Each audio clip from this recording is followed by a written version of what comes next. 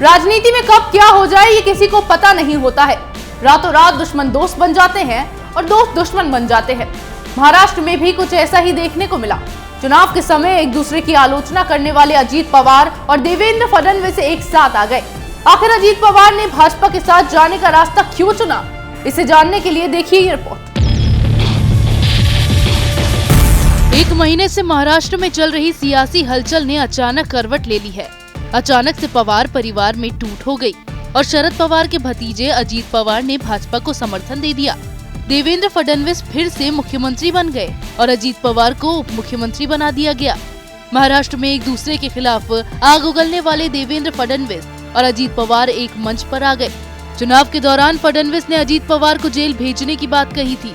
दूसरी ओर अजीत पवार ने भाजपा के ऊपर विपक्ष को खत्म करने की राजनीति करने का आरोप लगाया था, लेकिन अचानक दोनों ने सरकार का हिस्सा बनना स्वीकार कर लिया। महाराष्ट्र की राजनीति में अचानक आए इस बदलाव ने सियासत की नई तस्वीर पेश की है। इस बीच एक सवाल उठता है कि आखिरकार अजीत पवार ने भाजपा का साथ क्यों दिया। दरअसल पिछले एक महीने से चल रही राजनीतिक उठापटक के बीच अजीत पवार ने ये समझ लिया था कि सारा खेल सत्ता का है और सत्ता के इस खेल में जो पिछड़ गया वह अगले 5 सालों तक पिछड़ा ही रह जाएगा। उन्हें इस बात का एहसास हो गया था कि अगर शरद पवार शिवसेना के साथ बातचीत कर सकते हैं तो उन्हें भाजपा के साथ जाने में क्यों परहेज करना चाहिए।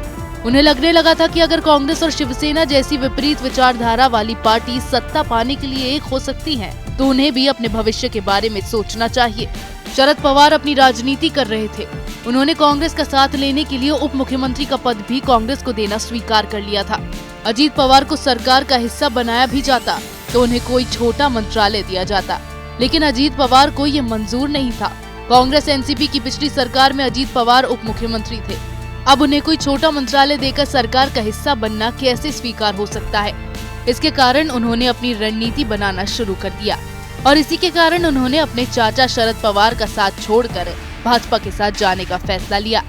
इस तरह रातों रात महाराष्ट्र की राजनीति में एक नया मोड़ आया और मुख्यमंत्री का सपना देख रहे उद्धव ठाकरे की आंखों के सामने अंधेरा छा गया। अजीत पवार ने शरद पवार और उद्धव ठाकरे को उनकी ही चालों से जवाब दिया। भाजपा और अजीत पवार की रणनीति ने ठाकरे और कांग्रेस के सपनों को चकनाचूर कर दिया। इसी तरह की खबरें मैं आपके लिए लाती रहूंगी, तब तक के लिए बने रहिए हमारे साथ। अगर आपको हमारा वीडियो पसंद आया हो तो इसे लाइक करें, हमारे चैनल को सब्सक्राइब करें और हाँ, बेल आइकन दबाना ना भूलें ताकि आप तक हमारे वीडियो की नोटिफिकेशन पहुंचती रहे। आप अपना सुझाव हमें कमेंट बॉक्स में दे सकते हैं। हमारे साथ जुड़ने के लिए शुक्रिया।